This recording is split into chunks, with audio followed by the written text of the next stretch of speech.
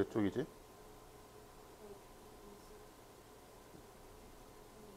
넷. 봅시다.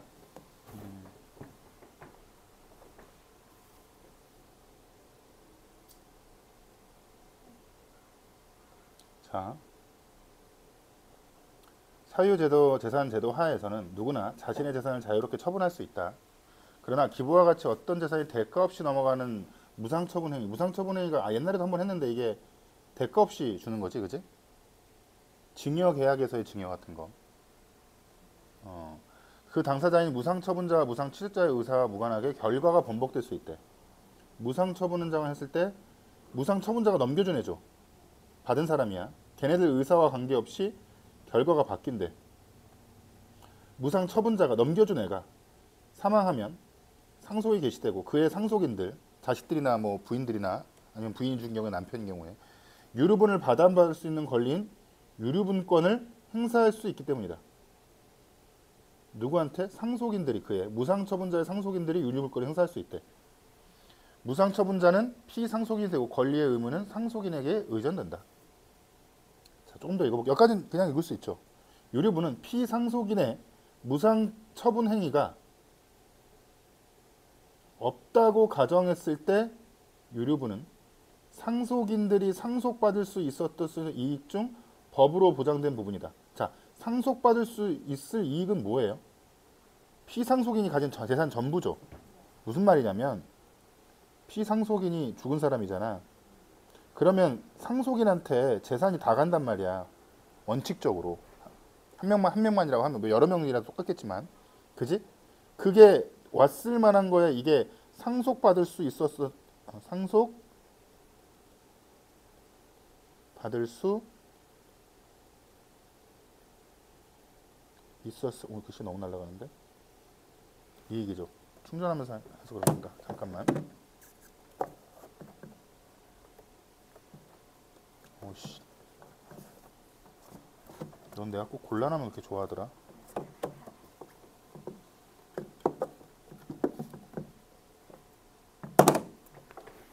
세팅.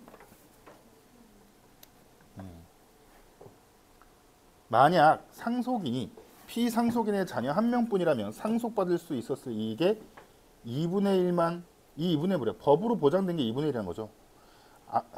부모가 100억 자산가야. 그지? 그럼 100억을 받을 수 있었어. 뭐 100억짜리 건물이든 돈이든. 근데 그 중에 2분의 1만, 50억만, 이게 뭐라는 거야? 유류분이 된다는 거죠.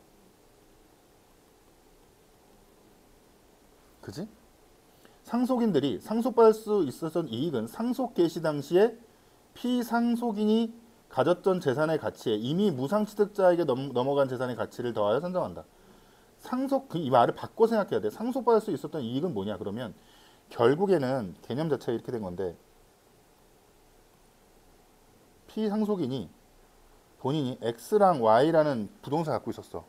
근데 무상취득자 한테 살아생전에 뭘 줬어? Y를 줬지. 이건 갖고 있던 거야. 이 사람은 무상처분자가 되죠. 그치? 그러다가 어느 날 죽어서 상속인한테 넘어가. 상속인은 원래 자기 부모로부터 이만큼을 다 받을 수 있었죠. 이게 뭐가 되는 거야? 상속받을 수 있었던 이익이야.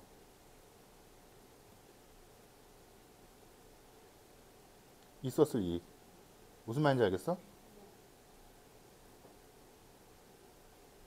그러니 Y가 지금 넘어간 시점에서 얘랑 얘를 다 더해서 그거의 2분의 1만 보장하겠다는 거죠.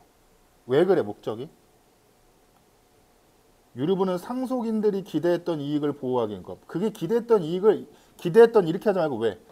이렇게 생각하면 편해. 자식은 아버지가 살아생전에 갖고 있던 모든 재산을 자기가 받을 수 있었을 거라 생각했었을 거니까. 됐어? 근데 생각해보면 상식적으로 이걸 뺏어와서 XY를 다 준다는 건 좀 이상하죠. 그치? 그러니까 각자 상황에 따라 뭐 자식이든지 뭐에 따라서 좀 보장해주는 범위가 달라나 봐. 근데 상속인이 만약에 자식이라면 2분의 1만 보장해준대. 됐어? 피상속인이 상속 개시에 당시에 가졌던 재산으로부터 상속받은 이익이 있는 상속인. 어떤 상속인? 상속 개시가 뭔데요? 다른 말로 뜨면 피상속인의 사망이야. 그래 안 그래? 죽었을 때 그때 아버지가 갖고 있던 재산으로부터 뭔가를 받은 애는 유류분에 해당하는 이익의 일부만 받을 수 있다. 당연히 그렇겠죠. 왜 그런가 봤더니 이게 그러니까 이거를 머릿속에 피상속인 상속인 그러면 되게 힘들어. 되게 쉽게 바꾸면 뭐라 그래? 아버지 아들로 하면 돼. 그러니까 아버지가 이런 경우 생각해 보죠. 아버지가 어떤 재단에 자기 전 재산 X를 줬어. 그리고 아들이야. 그럼 아들은 유류분에 계산할 때 뭐만 계산하면 돼? 건물 X를 다 줬어. 여기다가 무상처분해서. 그럼 돌아갈 때 아버지는 재산이 있어? 없어? 없어. 그리고 아들이야 이제. 아들 자자예요. 아들이 그러면 요것만 그러니까 계산해갖고 하면 되지. 근데 문제는 만약에 XY 중에 Y 일부만 넘겼어. 그래 안 그래? 그지? 그러면 예를 들어 얘가 10억짜리고 얘가 110억짜리라고 치자. 그럼 얘가 받을 수 있었던 이익은 총 얼마야? 120억만큼이지, 그지?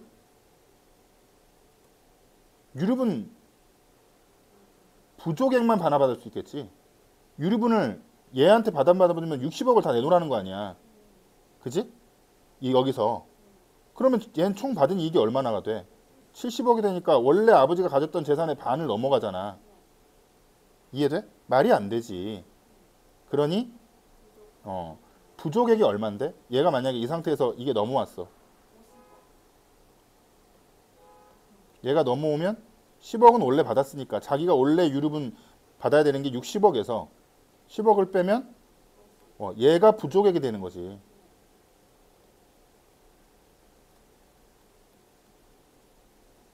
됐어? 유류분 부족액의 가치는 계산은 금액으로 되지만 받을 땐 돈으로 받는 게 아니래 항상. 만약 무상처분된 재산이 돈이 아니라 물건이나 주식처럼 돈 이외의 재산이라면 처분된 재산 자체를 반환하는 것이 원칙이래. 됐니? 돈 이외의 주식, 물건이나 주식. 그러면 머릿속에 예시를 만드는 게 제일 편해. 그래, 건물 해보자. 건물 자체를 반환돼서 하는 게 원칙이래. 다만 재산 자체를 반환하는 것이 불가능한 때에는 무상취득자는 돈으로 반환해야 된다. 또한 재산 자체의 반환이 가능해도 유류분권자의 합의에 의해서 돈으로 반환할 수 있다. 정리돼? 진짜로? 이게 무슨 말이야? 원래 원칙은 물건, 준물건 회사가 반환돼야 되지만 안 될 때는 해당하는 이익만큼 돈으로 반환해야 되고 둘이 합의하면 또 돈으로 할 수 있다. 무상처분된 재산이 만약에 물건이라면 유류분 반환은 어떤 형태로 이루어질까? 유류분 취득자가 반환해야 할 유류분 부족액이 무상처분된 물건의 가치보다 적다면 이게 무슨 말이야? 그냥 읽고 하면 안 되고 무슨 말인지 이게 조건이 조건 항상 주의해야 된다고 했잖아. 무상취득자가 반환해야 될 유류분 부족액이 무상처분된 물건의 가치보다 적다면 바로 이런 얘기죠. 얘가 110억짜리를 받았어. 그치? 근데 얼마를 줘야 돼? 50억을 줘야 돼.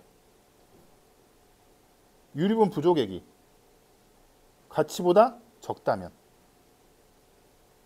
됐어? 가치에 상당하는 금액에서 유류분 부족액이 상당하는 비율만큼 무상취득자로부터 반환받을 수 있는데 이로 인해 하나의 물건의 소유권이 여러 명에 나뉘는 근데 이 각자의 몫을 지분이라고 한다. 이게 무슨 말이냐? 자, 나는 무상취득자로부터 저 건물 Y로부터 지금 얼마를 받아야 돼? 상속인은 50억을 받아야 돼. 근데 건물은 일단 쪼갤 수 없는 걸로 가정하자. 실제로는 쪼갤 수 있는 경우도 있지만 그러면 나는 여기서 이 물건 자체를 반환받아야 되는데 그렇다고 110억에서 50억이니까 내가 1층부터 3층 1층 3층 가질게요. 당신부터 3층부터 몇 층 가질 이렇게 안 된다고 가정을 할 때 그럼 지분으로 가지고 있다는 거야.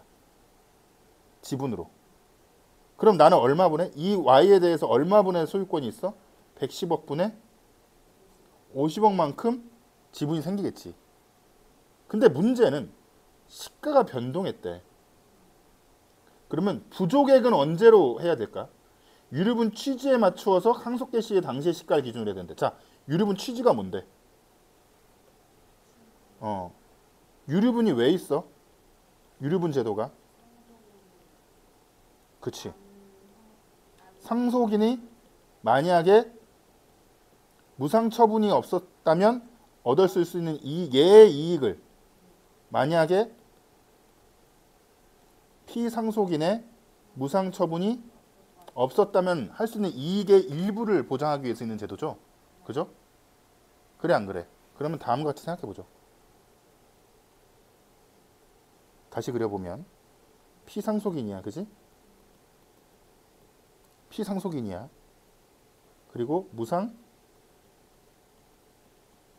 취득자 갑, 을, 그 다음 상속인 병이야. 근데 아빠가 X도 있었고 Y도 있었는데 Y를 넘겼어. 그지? 그리고 시간이 쭉 지났어. 근데 이 넘겼을 때 Y 값이 예를 들어 50이었다고 치자. 그리고 사망했어. 값이 상하면 어떻게 돼? X가 이렇게 오지. 그리고 Y도 원래는 왔을 거야 돼. 근데 사망 당시 Y가 100억짜리야. 얘는 기대했던 게 50억을 기대했던 거야. Y 자체를 기대했던 거야. 상속인은. Y 자체죠. 그러니 상속 개시 당시에 Y 자체를 받을 거라고 기대했은 거니까 이걸 기준으로 계산해야 된다는 거지. 됐어? 나는 병은 자기 아버지로부터 X, Y 다 받을 걸 기대했어. 돌아가셨을 때. 근데 돌아가셨을 때 Y가 100억짜리야. 그럼 이걸 기준으로 해야 된다는 거야. 부족액 계산할 때. 지분 계산하고 할 때. 시가를. 근데 문제는 을의 노력으로 된 거야. 을의 노력. 그럼 이 당시에 얘는 똑같은 논리로 X, Y를 다 받을 수 있었는데 그때 Y가 얼마였어야 돼? 원래? 을의 노력이 없었다면 50억이었어야 돼. 그러니 이걸로 기준하는 게 합리적이라는 거죠. 됐어? 근데 마지막에 더 헷갈려. 뭐가 헷갈려? 시가 상승이 노력에서 비롯되었다면 무상취득의 시가를 기준으로 계산해야 된다. 다음은 이렇게. 근데 밑에 보자. 정해진 유류분 부족액을 근거로 반환 대상인 지분을 계산할 때는 시가 상승의 원인과 관계없이 상속 개시 당시의 시가를 기준으로 해야 된다. 왜 그래? 이게 왜 그러니?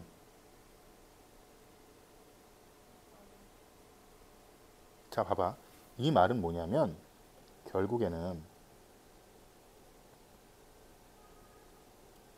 예를 들어 얘가 10억이라고 치자. 그지?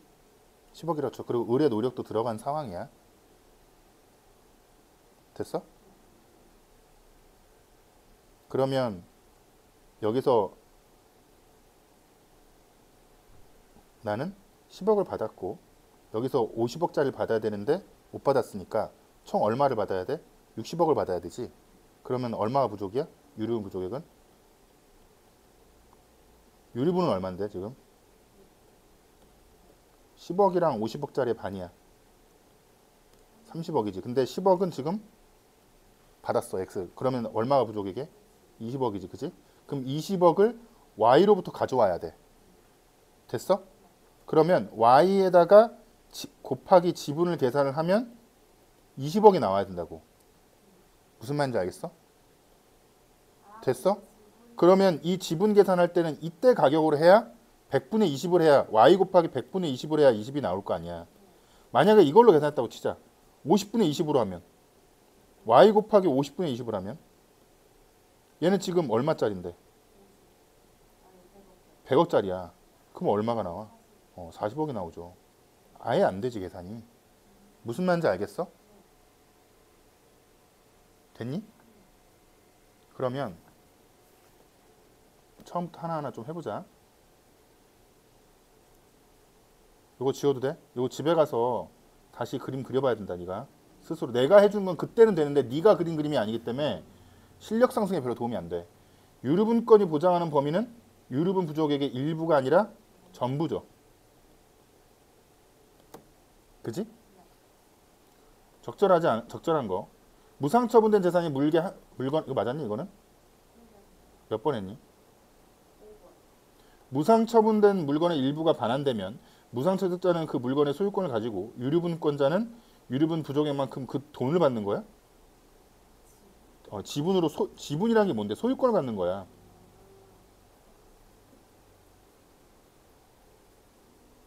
그리고 무상취득자도 당연히 지분을 갖게 되겠지. 나머지 지분을. 됐어?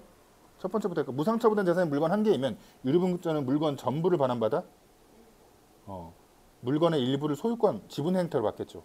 무상처분된 물건이 반환되는 경우 유류분 부족액이 클수록 무상취득자의 지분이 더 작아지겠지. 이건 이해돼? 무상취득자가 무상취득한 물건을 반환할 수 없게 되면 유류분 부족액을 지분으로 반환해야 된다. 맞아요?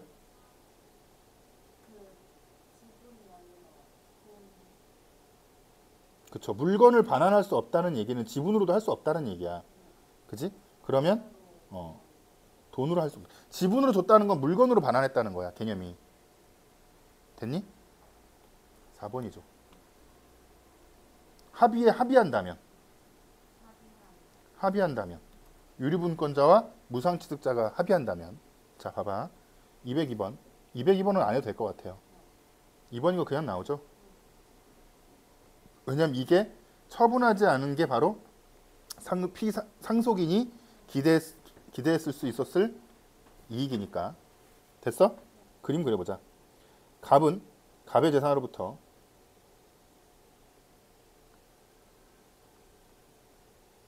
어디야? 갑의 재산으로부터 A 물건, B 물건이 있으면